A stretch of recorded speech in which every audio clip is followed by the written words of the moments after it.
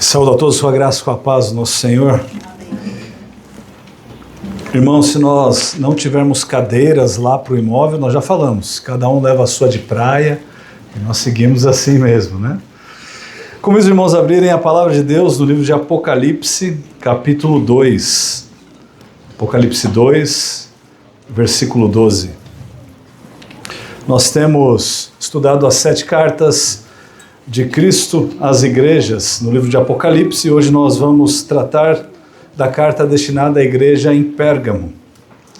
Anos atrás, quando eu era ainda muito jovem, eu entrei numa discussão, não muito acalorada, mas sim uma discussão com um amigo meu que estudava comigo e que pertencia a uma outra igreja. E a discussão girava em torno de questões relacionadas à legitimidade ou não de um cristão fazer isso ou fazer aquilo. Nós estávamos tratando, daquele momento, de uma questão basicamente doutrinária. E quando eu mencionei para ele que se tratava então de uma doutrina e que na igreja a qual eu frequentava, isso era algo que deveria ser seguido, esse amigo se rebelou. E ele virou para mim e começou a dizer doutrina. E começou a desdenhar e falar que doutrina não servia para absolutamente nada. Nada. E ele fazia assim, doutrina é como isso, nada. E ele ficou bem indignado. Eu também, mas me contive e nós continuamos amigos e não tivemos mais problemas. Infelizmente, esse amigo se afastou do evangelho, se afastou da igreja a qual ele frequentava e até hoje ele não voltou aos caminhos do Senhor. Mas o ponto aqui é que a doutrina, ela é algo simples. A doutrina é um ensino. A doutrina, ela é o resumo das crenças, dos princípios, dos ensinamentos que todos nós temos. A questão não é se nós temos doutrina ou não, mas se nós temos uma boa doutrina ou não. Alguns são bíblicos e outros não são. Não há como uma igreja não ter uma doutrina. Ela pode ter uma doutrina muito ruim, uma doutrina boa ou uma doutrina excelente, mas todas as igrejas detêm doutrinas. Portanto, é a partir da nossa doutrina que nós podemos estipular, fazer ou deixar de fazer, crer ou não crermos, pensarmos em determinados pontos ou assuntos que são importantes para a nossa fé, que determinam aquilo que nós cremos. Enfim, a doutrina é algo central a todas as igrejas, é algo necessário também a todos nós. Mas não vale nada, absolutamente nada, uma doutrina forte, bem estabelecida, sem que ela seja de fato colocada em prática. E pior ainda, não vale uma doutrina fraca, mal estabelecida, bem fundamentada, ou mal fundamentada, aliás, que é praticada. Então a doutrina de fato tem um papel importantíssimo. E a igreja de Éfeso era uma igreja que estava enfrentando um problema doutrinário, um problema que pode ser passivo a todos nós. As igrejas muitas vezes se estabelecem doutrinas fortes, mas por conta de uma tolerância ou de algo que vai infiltrando na igreja, ela se torna numa igreja irresponsável, uma igreja que foge à sua própria doutrina. Por isso Jesus escreve a essa igreja de Pérgamo e os adverte, e também nos adverte, que nós não podemos comprometer a nossa fé, nós não podemos ceder ao mundo. Esse era o propósito de Cristo escrever a essa igreja. Veja comigo em Apocalipse 2, a partir do versículo 12, o que Jesus tem a dizer para essa igreja. Ele diz assim: ao anjo da igreja em Pérgamo escreva: estas coisas diz aquele que tem a espada afiada de 2 gumes. Conheço o lugar onde você mora, que é o lugar onde está o trono de Satanás. Sei que você conserva o meu nome e não negou a fé que tem em mim, mesmo nos dias de Antipas, minha testemunha, meu fiel, que foi morto na cidade de vocês, aí onde Satanás habita. Tenho, porém, contra você algumas coisas. Estão aí em seu meio os que sustentam a doutrina de Balaão, o qual ensinava Balaque a armar ciladas diante dos filhos de Israel, para que comessem coisas sacrificadas aos ídolos e praticassem a prostituição. Além disso, estão também aí em seu meio os que seguem a doutrina dos nicolaítas. Portanto, arrependa-se. Senão, irei até aí, sem demora, e lutarei contra eles com a espada da minha boca. Quem tem ouvidos, ouça o que o Espírito diz às igrejas. Ao vencedor darei do maná escondido. Também lhe darei uma pedrinha branca, e sobre essa pedrinha um novo nome escrito, o qual ninguém conhece, exceto aquele que o recebe. Pérgamo era uma das cidades mais importantes da Ásia. E quando nós falamos da Ásia aqui, eu estou me referindo em especial à Turquia, a região da Turquia, onde essas 7 igrejas se encontravam. Era uma cidade conhecida por sua grande biblioteca, que continha cerca de 200 mil pergaminhos. E ela só perdia em número e tamanho para a biblioteca encontrada lá em Alexandria. Então, nós estamos falando de uma cidade culturalmente relevante, porque é uma cidade que promovia até essas bibliotecas. A cidade também era uma cidade importante como um centro religioso. Os registros históricos nos dizem que as pessoas vinham de todas as partes do mundo para serem curadas ali por um deus com letra minúscula chamado Asclépio. E eles tinham ali também um panteão de deuses. Eles tinham igrejas ou templos que adoravam todos os tipos de deuses naquela cidade. Embora o imperador ele ficasse em Roma, o local mais organizado para a adoração dos imperadores era justamente ali na Ásia, em especial em Pérgamo. E dentre os vários deuses que eram adorados ali, havia o culto também ao Esculápio. Ele era o Deus, com letra minúscula, o Deus Salvador, o Deus serpente das curas. Talvez você já tenha participado da formatura de algum amigo seu, parente, que é médico. Eu, pelo menos, participei da formatura de um e me recordo muito bem que no jaleco, né, dos formandos ali tem um emblema. Naquele emblema tem uma serpente. E eu ficava me perguntando, mas por que raios tem uma serpente no jaleco de um médico? Eis aí a resposta. Há uma serpente ali porque remetia a esse Deus que era um Deus cultuado lá em Pérgamo. Depois de Hipócrates, que era o médico mais conhecido, a pessoa mais conhecida na medicina, há também um outro nome chamado Galeno, que veio a ser talvez o segundo mais importante na medicina mundial. E ele era justamente dali. Ou seja, as pessoas iam para aquela região para que elas pudessem ser curadas e tratadas e para que elas pudessem se submeter a esses falsos deuses e de alguma forma receber algum tipo de cura. Enfim, Pérgamo era uma cidade muito relevante, uma cidade totalmente antagônica ao cristianismo. Isso já ficou claro porque se tratava de uma cidade cheia de falsos deuses. Não é à toa que Jesus ele a apresenta como um local onde se encontrava o trono de Satanás. Jesus diz aí que Pérgamo era o local onde Satanás habitava. Isso não significa, irmãos, que haviam ali igrejas de Satanás como as que nós vemos hoje em dia. Se você fizer uma busca no YouTube, você vai encontrar várias igrejas completamente pretas. Não estou falando aqui de igrejas com paredes pretas, mas igrejas completamente pretas, pintadas por dentro e por fora, em que eles adoram deliberadamente Satanás. E você pode ver placas convidando as pessoas a entrarem e adorarem Satanás. Não é disso que nós estamos falando. Mas eram aqui locais onde o paganismo era proclamado, onde o paganismo era algo corrente, onde havia uma veneração ao imperador e também a todos esses falsos deuses, talvez de uma forma um pouco mais branda. Aliás, Pérgamo possuía ali o templo mais antigo da Ásia Menor, dedicado também à adoração ao imperador.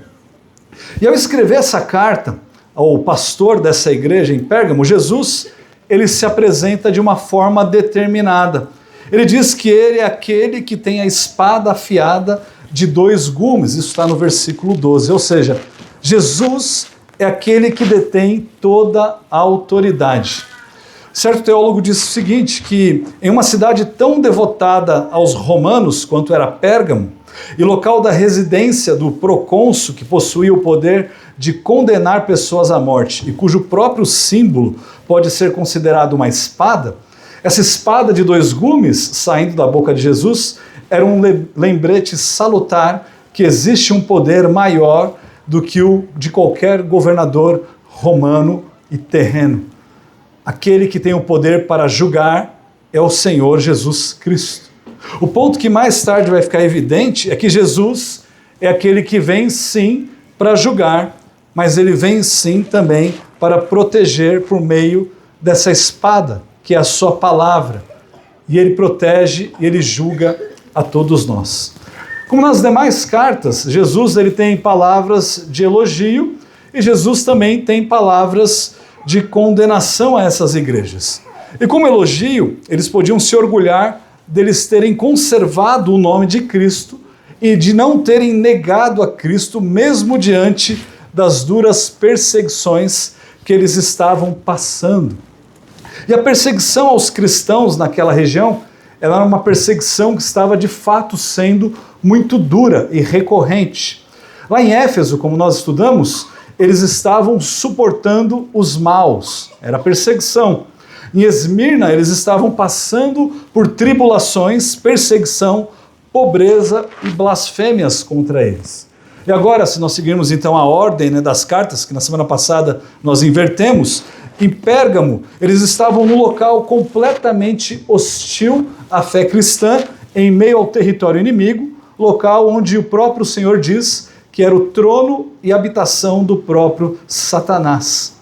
E o simples fato deles se recusarem a adorar o imperador daquela época já era motivo lícito para que eles fossem condenados à morte. E em meio a toda essa perseguição, João então ele nos relata que um membro dessa igreja em Pérgamo perdeu a sua vida. E ele perdeu a sua vida se tornando um mártir da fé. Ele perdeu a sua vida porque ele não negou a Cristo. Ele perdeu a sua vida porque ele seguiu fiel ao seu Salvador. Pouco se sabe aqui sobre esse personagem que João relata aí, chamado Antipas. E Cristo chama de minha testemunha e o chama também de fiel. Irmãos, alguns registros históricos sugerem que ele foi morto de uma forma completamente dolorosa. Segundo Tertuliano, ele foi colocado dentro de um boi que eles faziam de bronze, e aí ele era colocado lá dentro, esse boi era levado até uma fogueira, e esse boi ficava ali, girando ou parado, para que a pessoa morresse dentro dele, sufocado e completamente queimado. E ele permaneceu fiel até o fim. Antipas permaneceu fiel até o fim. Então, de fato, era uma igreja séria, onde os membros estavam dispostos a pagar, e a pagar com a própria vida, a perseguição que eles estavam sofrendo. Por outro lado, haviam também problemas. Nenhuma igreja, irmãos, é uma igreja perfeita. Nenhuma igreja local é uma igreja perfeita. Todas as igrejas têm problemas.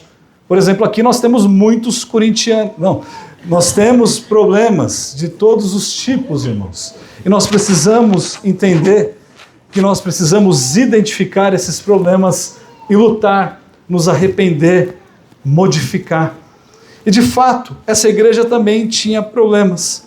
Se a igreja em Éfeso foi elogiada por odiar as obras dos nicolaítas, essa igreja em Pérgamo parece que estava fazendo justamente o contrário.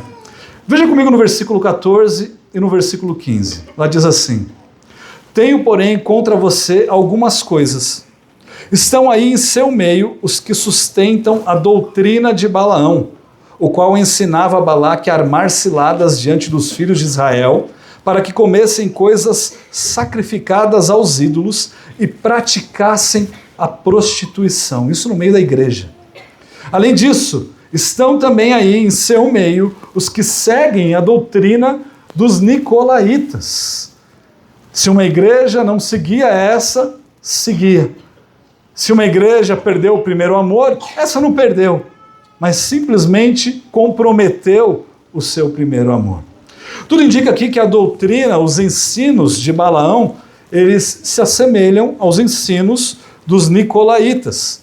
Então Jesus, ele estava dizendo que Balaão, ele ensinava a Balaque a armar ciladas diante dos filhos de Israel, para que os filhos de Israel comessem coisas sacrificadas aos ídolos e para que eles, naquela época, pudessem ali cometer prostituição. Irmãos, Balaão, ele tinha um dom, ele tinha o dom de profecia. Ele foi contratado por Balaque, rei de Moabe, para amaldiçoar os israelitas. E que esses israelitas estavam passando ali no caminho de Moabe para Canaã. E Balaão aceitou a tarefa, mas algo estranho aconteceu ali.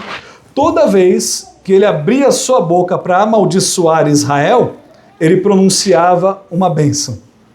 Todas as vezes que ele deveria amaldiçoar, quando ele falava uma bênção. E após várias tentativas frustradas, ele finalmente disse o seguinte a Balaque, está lá em Números capítulo 23, a partir do versículo 20. Ele falou assim: eis que recebi ordem para abençoar. Ele abençoou, não posso revogar. Não viu desgraça em Jacó, nem contemplou calamidade em Israel. O Senhor seu Deus está com eles, no meio deles se ouvem aclamações ao seu rei. Deus os tirou do Egito, as forças deles são como os do boi selvagem. Pois contra Jacó não vale encantamento, nem adivinhação contra Israel. Agora se poderá dizer de Jacó e de Israel, que coisas tem feito Deus. Mas isso não foi tudo que Balaão disse a Balaque. Ele explicou que havia uma maneira sutil de induzir os filhos de Israel a trazerem a ira de Deus sobre eles mesmos, que eles cometessem fornicação com as filhas de Moabe. Em Números 25:1 diz assim: quando Israel estava em Sitim, o povo começou a prostituir-se com as filhas dos moabitas. Estas convidaram o povo aos sacrifícios oferecidos aos seus deuses, e o povo comeu a carne dos sacrifícios e adorou os deuses dessas mulheres. Assim, quando Israel se juntou ao culto a Baal-Peor, a ira do Senhor se acendeu contra Israel. Então, de uma forma sutil, ele introduziu uma ideia para que o povo de Israel fosse, não de uma forma direta, mas indireta, seduzido pelas mulheres e trouxessem sobre eles mesmos a ira de Deus. Esses balamitas e nicolaítas, eles estavam sendo tentados a fazer com que a igreja se misturasse com o mundo, que eles adotassem os seus costumes e que eles vivessem como incrédulos enquanto eles professavam ser seguidores do nosso Senhor Jesus Cristo. E assim como os balamitas e nicolaítas, eles estavam normatizando os pensamentos e os valores mundanos dentro da própria igreja do nosso Senhor Jesus Cristo. Eles estavam então permitindo que as pessoas no meio deles fizessem concessões. Eles estavam permitindo que essas pessoas cedessem a erros e ainda assim permanecessem como membros daquela igreja local. Eles estavam achando normal que cristãos se tornassem apenas cristãos nominais e que eles se entregassem aos prazeres do mundo, mas que eles pudessem continuar vivendo e convivendo no meio da igreja como se não houvesse problema algum. Mas, com todo respeito, nós, irmãos cristãos, somos chamados à intolerância. Nós somos chamados a sermos intolerantes. O problema se dava aqui por meio da doutrina, do ensino que eles estavam recebendo. Eles estavam cedendo e eles estavam praticando aquilo que eles sabiam, que eles entendiam, que eles conheciam. E o ensino é um ensino muito importante, ou é algo muito importante dentro da igreja. Eles estavam agora aderindo ao ensino de Balaão e ao ensino dos nicolaítas. Irmãos, nós não podemos tolerar os ensinos espúrios, porque se eles entram aos nossos ouvidos, logo eles começarão a criar raízes nos nossos corações. Se nós não agirmos e nós não nos tornarmos intolerantes, à medida que o cristianismo ele cresce, ele se expande, ele vai se tornar cada vez mais aceitável na sociedade. E com isso, torna-se cada vez mais fácil para que os cristãos se comprometam, para que os cristãos cedam, para que os cristãos comecem a viver, a acreditar e a praticar as crenças do mundo. As igrejas são como uma base militar num território inimigo. E talvez o inimigo ele não se apresente de uma forma tão hostil, porque ele sabe que aquela base é muito forte. Então a maneira que você tem de minar aquela base é justamente aos poucos, devagar, a conta-gotas. Um pouquinho aqui, um pouquinho ali, e dentre ali alguns anos, talvez aqueles soldados não consigam se identificar como cidadãos de uma outra localização. Mas eles começam a enxergar como se eles fossem parte daquela localização em que eles estão ali inseridos. Depois de 5 anos morando nos Estados Unidos, por conta dos estudos, eu voltei aqui para o Brasil. Eu passei a frequentar a igreja onde, por muitos anos, eu cresci. E em determinado culto, eu me lembro de ter sentado ali ao lado dos meus amigos e estava acompanhando a pregação normalmente, até que o pregador, que era um pregador que foi ali foi convidado para alguns dias, ele começou a pregar e contou uma história que eu achei engraçada. E aí, assim que ele falou algo engraçado, eu imediatamente comecei a rir e comecei a bater palma. E aí, eu continuei ali prestando atenção na pregação, como se nada tivesse acontecido, mas logo eu percebi que tinha alguma coisa estranha. Os meus amigos que estavam sentados ali do meu lado começaram a me olhar com um olhar um pouco diferente. E não deu 30 segundos, esse pregador soltou mais uma coisa engraçada, e na hora o que eu fiz? Comecei a rir e bater palma de novo. E aí então meu amigo já olhou para mim com aquela cara assim indignada, pensando e assim já falando, o que você está fazendo? Você ficou louco? Por que você está batendo palma?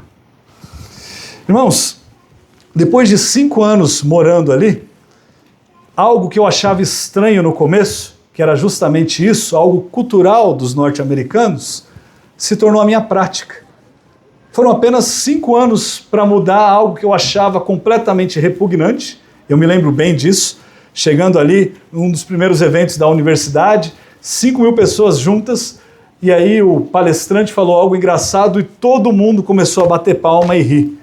E só eu lá, o brasileiro, olhando para o lado e falando, o que eles estão fazendo?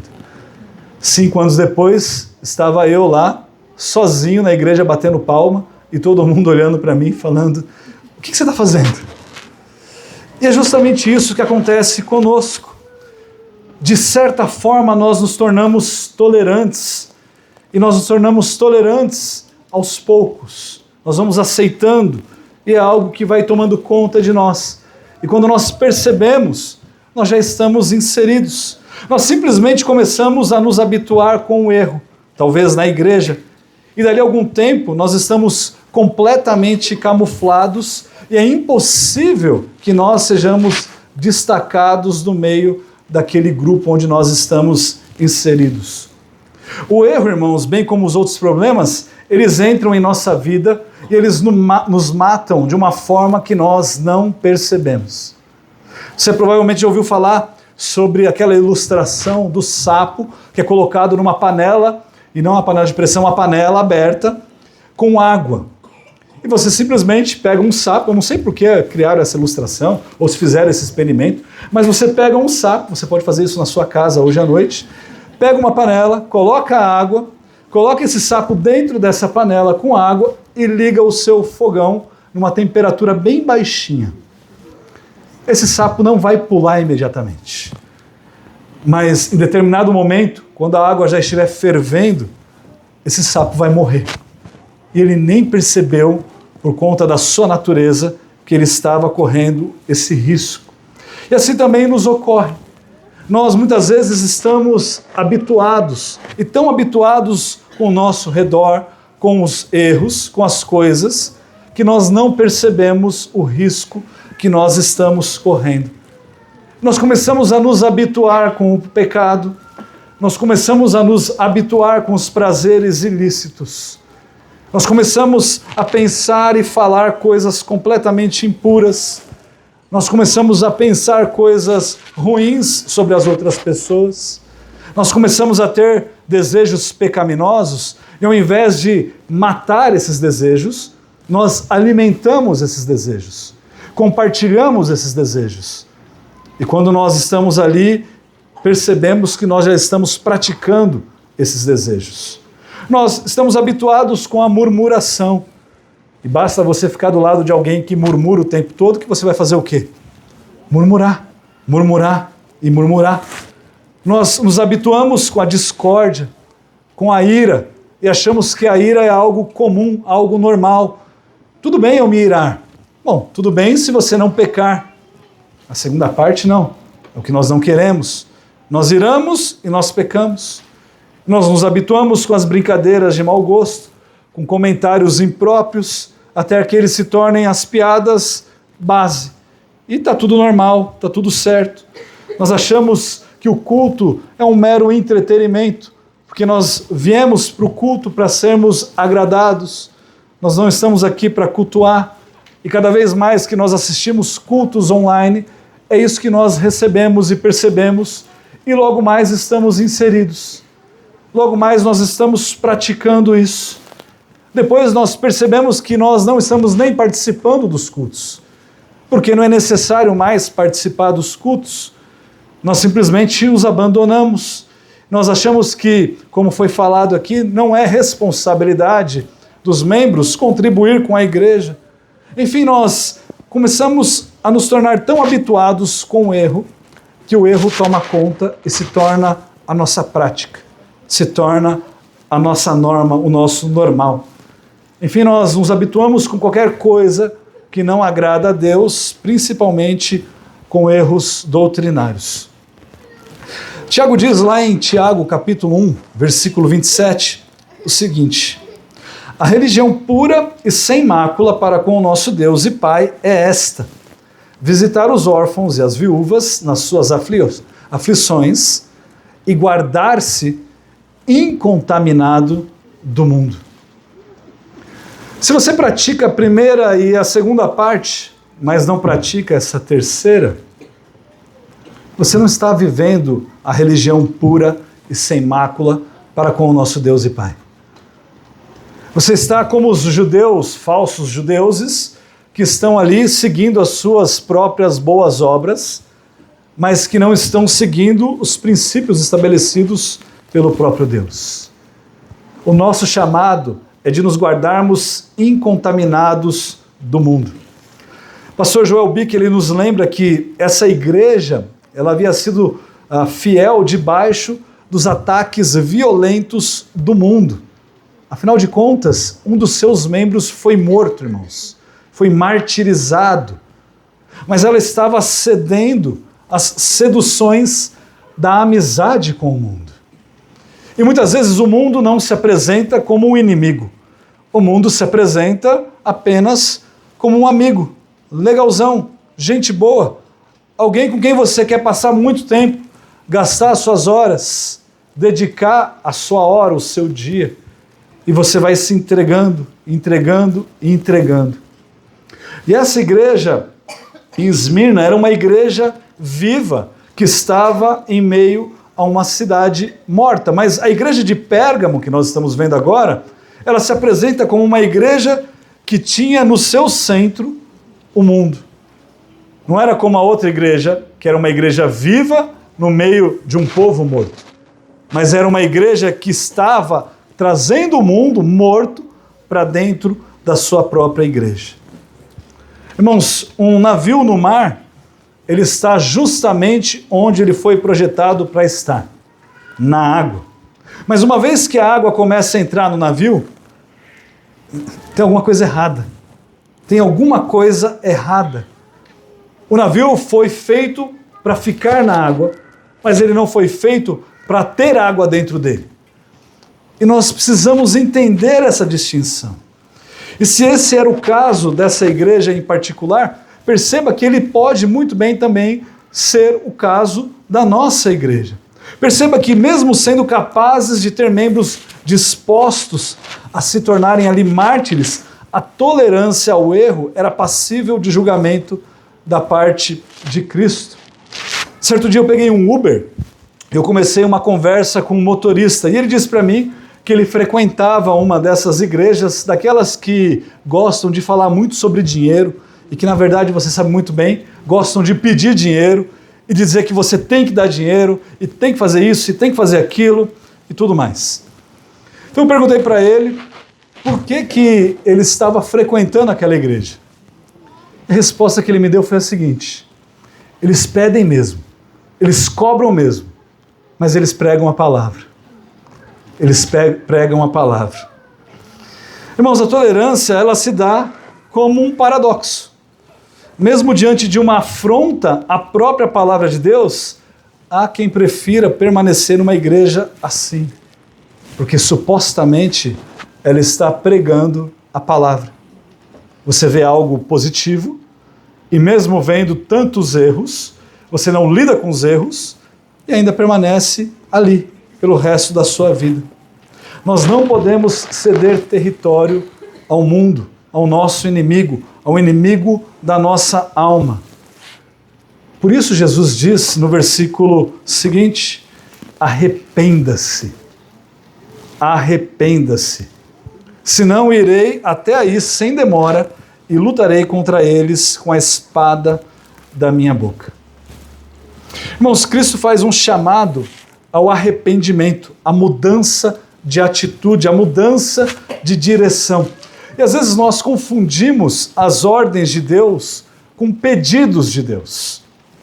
O chamado ao arrependimento é uma ordem e não apenas um pedido. E quando nós compreendemos que trata-se de uma ordem dada pelo próprio Deus, nós somos então capazes de enxergar que o não cumprimento dela resultará numa pena, numa condenação.